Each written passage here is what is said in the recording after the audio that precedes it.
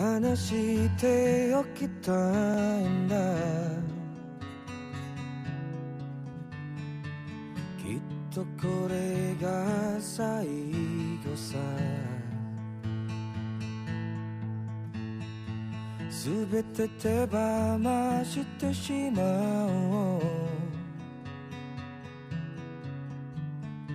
それが今だと思うんだ。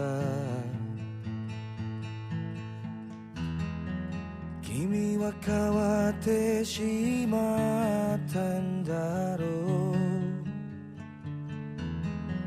愛は消えてしまったんだろう。もしもまたいつか僕らが出会うなら、お願いだからもう何も聞かないで。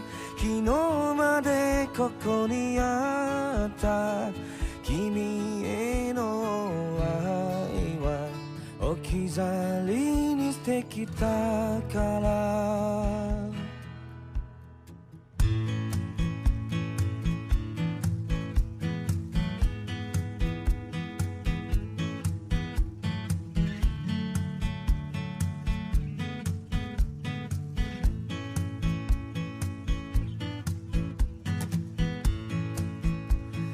心が沈んで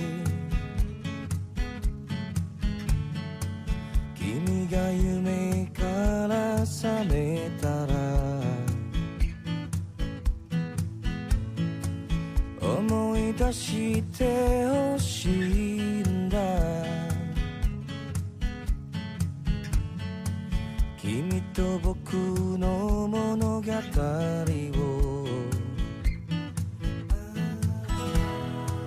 君は変わってしまったんだろう。愛は消えてしまったんだろう。もしもま